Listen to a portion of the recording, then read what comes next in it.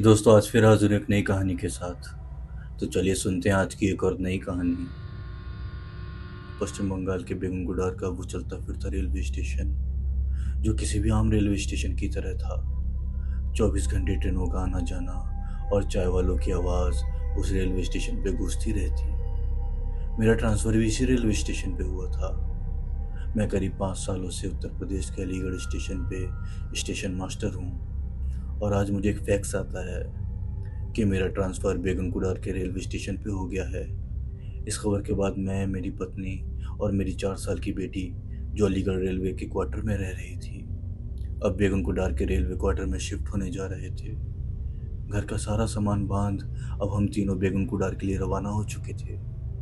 Aligarh station से हमारी train शाम 6 बजे की थी और हम ठीक 5:30 बजे तक अलीगढ़ स्टेशन पहुंच चुके थे, और कुछ देर के इंतज़ार के बाद हमारी ट्रेन आ चुकी थी। S7 का वो बॉगी लोगों की भीड़ से खचाखच भरा हुआ था। 6 लोगों की कैपेसिटी वाली बॉगी में बस मेरा परिवार ही था।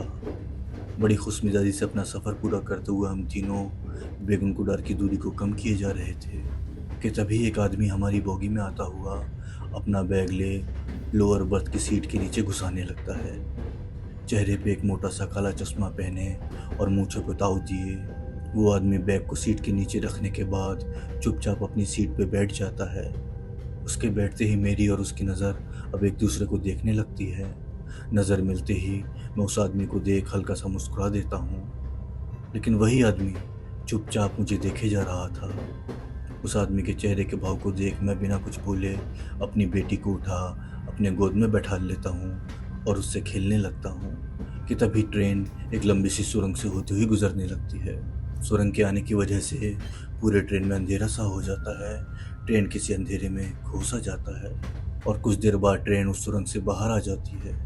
तो मेरी नज़र सामने वाली सीट पे जाती है, तो मैं क्या देखता हूँ कि जो आदमी जो ठीक अभी मेरे सामने बैठा हुआ था अब वहाँ नहीं था।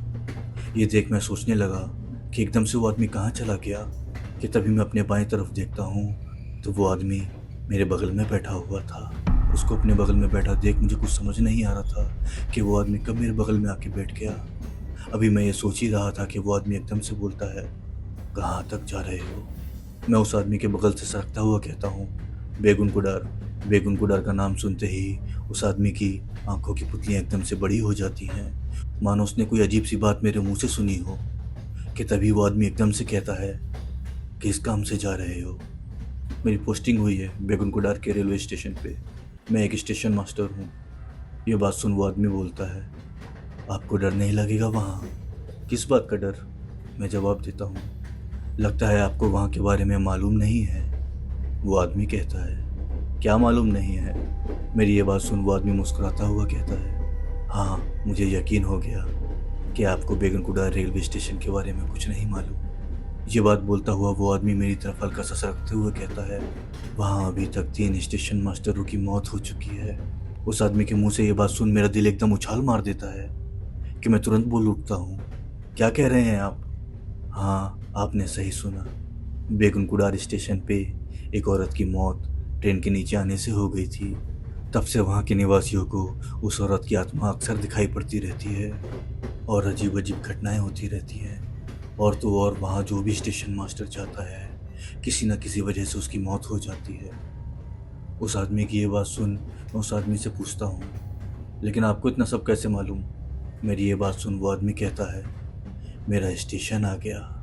आदमी की ये बात सुन मैं खिड़की के बाहर देखता हूँ तो क्या देखता हूँ कि ट्रेन जिस जगह पे रुकी थी वहाँ कोई स्टेशन नहीं था, बस एक घना जंगल था। रात के अंधेरे में खिड़की के बाहर जंगल पेड़ के सिवा और कुछ नहीं था। ये देख मैं मुड़ता हुआ उस आदमी से कहता हूँ, लेकिन इधर तो कोई स्टेशन नहीं है। लेकिन ये बात बोलता हुआ जब मैं मुड़ा तो मैंने देखा वो आदमी वहाँ नहीं था। वो आदमी अचानक से कहीं गायब हो चुका था। ये देख मैं अपने बोगी में चारों तरफ देखने लगता हूँ कि वो आदमी अचानक से कहाँ चला गया। लेकिन चारों तरफ देखने के बाद जब वो मुझे नहीं दिखाई दिया तो मैंने अपनी सोती हुई पत्नी को उठाते हुए कहता हूँ, सुनो, अभी जो आदमी यहाँ था वो कहाँ चला गया, क्या तुमने देखा? मेरी ये बात सुन मेरी पत्नी मुझे एक अजीब सी निगाहों से देखती हुई कहती है, कौन आदमी? अरे अभी जो मेरे बगल में बैठा था। आप क्या बात कर रहे हैं? अभी तक कोई नहीं आया यहाँ, बस हम तीन ही तो हैं यहाँ। अपनी पत्नी की ये बात सुन मुझे ये सब अब किसी सपने की तरह लग रहा था कि तभी मुझे लगा कि हो सकता है मैंने सच में कोई सपना ही देखा होगा। और सोचता हुआ मैं वॉशरूम जाने लगा। सीट के नीचे चले गए मेरे जूतों को मैं बाहर निकालने के लिए झुका तो क्या देखता हूँ कि सीट के नीचे एक बैग था, वही बैग जो आदमी अपने साथ लाया था। ये देख मुझे अब कुछ समझ नहीं आ रहा था कि क्या वास्तविकता है और क्या सपना। उस बैग पर नज़र पड़ते ही मैंने अपनी पत्नी की तरफ देखा और कहा, ये किसका बैग है? अपने पति की बात सुन पत्नी कहती है, क्या हो गया है आपको? ये अपना ही बैग तो है। इस जवाब को पा मैं कुछ समझ नहीं पा रहा था कि आखिर मेरे साथ हो क्या रहा है। और मैं बिना कुछ कहे अपने सीट पे जा सो गया। और उन बातों को मैं सोचे जा रहा था कि जो भी बातें अभी मेरे साथ हुई थी वो सब मेरे दिमाग में लगातार घूम रही थी। और इन्हीं बातों को सोचते सोचते मुझे कब नींद आ गई मुझे पता ही नहीं चला। और कुछ ही घंटों बाद मेरा स्टेशन आ गया था, बेगुन कुडार। मुझे अलॉट हुआ क्वार्टर बेगुन कुडार के स्टेशन से कुछ ही दूरी पे था। ट्रेन से सारा सामान उतार मैं अपने परिवार के साथ अपने क्वार्टर पे पहुंच चुका था।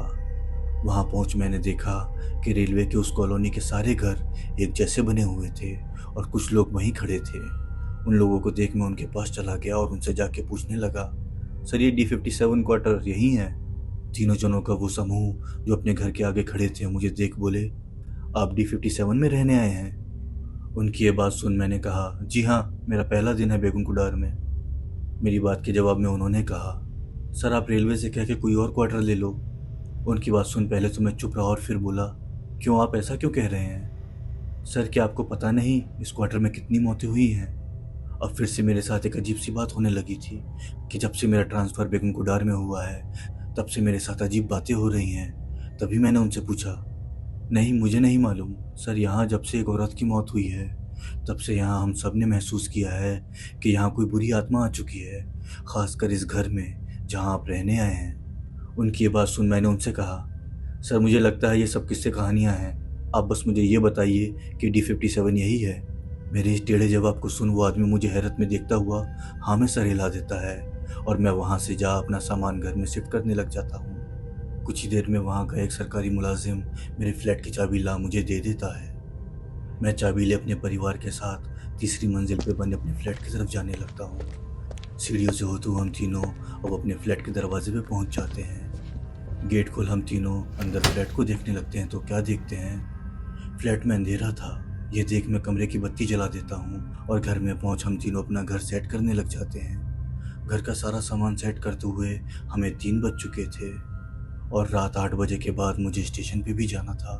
मेरी नाइट शिफ्ट हो चुकी थी तो मुझे रात स्टेशन पे ही रहना होता था। घर का सारा काम ख़त्म कर मैं अब स्टेशन जाने के लिए तैयार हो रहा था। बदन पे काला कोट डाल मैं स्टेशन के लिए निकल रहा था।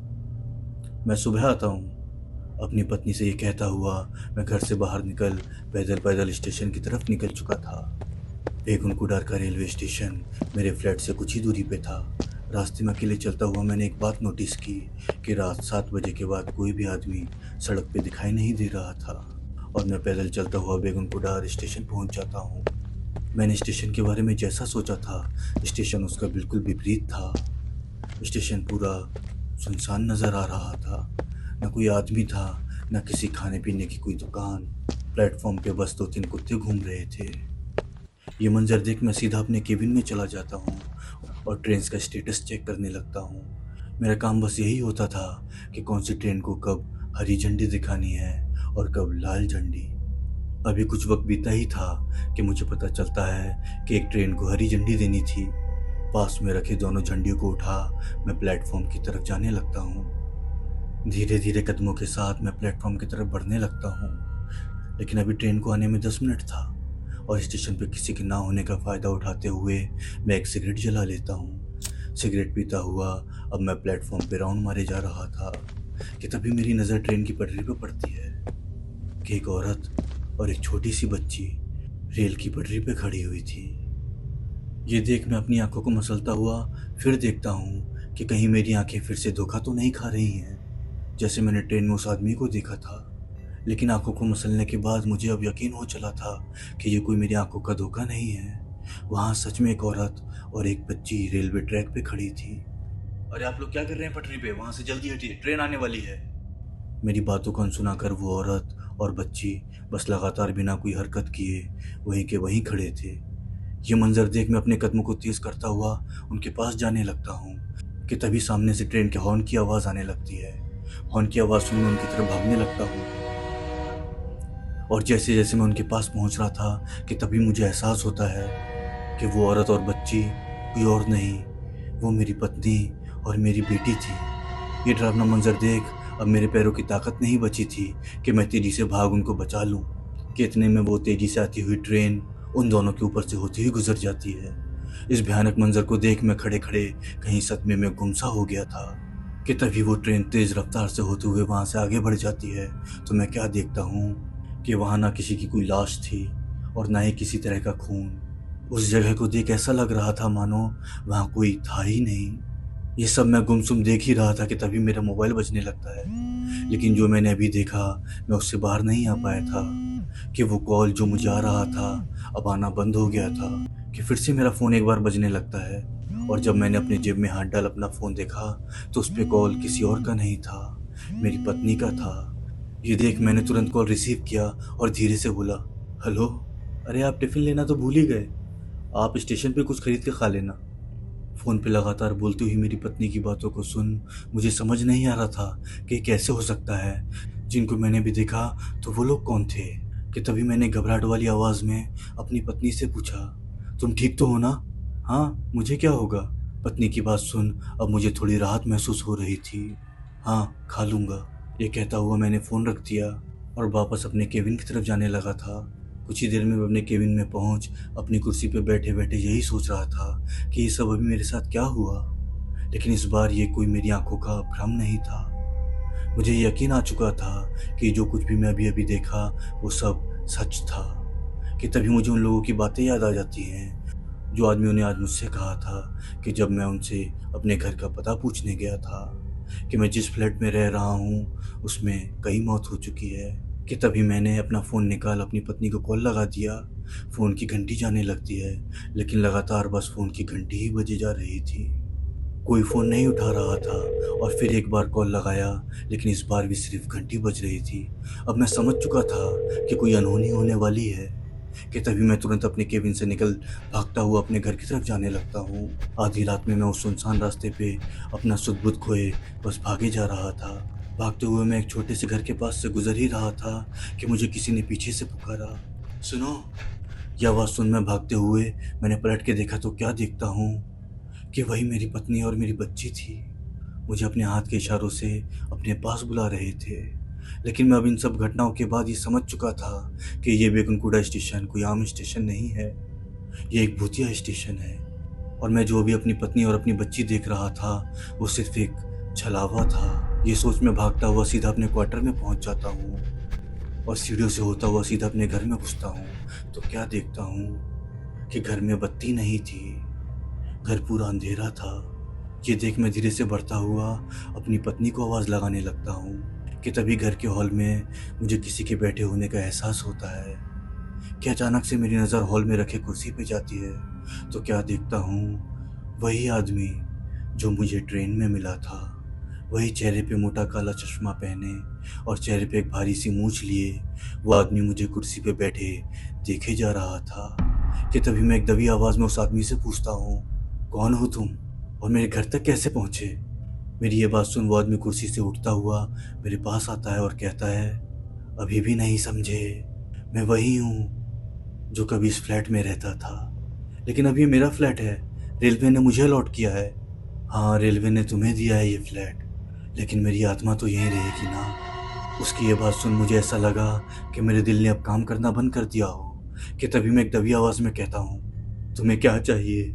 मेरी बातों को अनसुना कर वो आदमी कहता है, जाओ, तुम्हारी पत्नी और बच्ची कमरे में तुम्हारा इंतज़ार कर रही है। उसकी बात सुन मैं भागता हुआ कमरे में पहुंचता हूं तो क्या देखता हूं कि मेरी पत्नी और मेरी बच्ची ने पंखे से फांसी लगा के आत्महत्या कर ली थी। कुछ देर अपनी पत्नी और बच्ची की मौत पे बेतहाशा रोने के बाद जब मेरे दिमाग ने काम करना शुरू किया तो मुझे अब सब समझ आने लगा था कि जो औरत और बच्ची मैंने ट्रेन की पटरी पे देखी थी वही मेरी पत्नी और बच्ची की आत्मा थी। और ये आदमी भी एक आत्मा है जो कभी इसी घर में रहता था। और जिन स्टेशन मास्टरों की हत्याएं हुई थी, ये आदमी भी उन्हीं में से एक स्टेशन मास्टर है।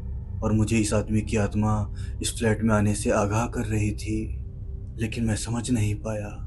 और मेरी पत्नी और बच्ची इस दुनिया में नहीं रही तो मैं क्या करूँगा इस दुनिया में रह के। अरे क्या हुआ भाई साहब, इतनी भीड़ क्यों लगी है इस घर में? आपको पता नहीं है क्या? आज फिर एक परिवार ने खुदकुशी कर ली इस फ्लैट में।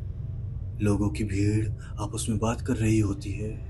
इस घटना को मद्देनजर रखते हुए वहाँ की सरकार ने अब बेगुनकुंडा रेलवे स्टेशन को हमेशा के लिए बंद कर दिया था।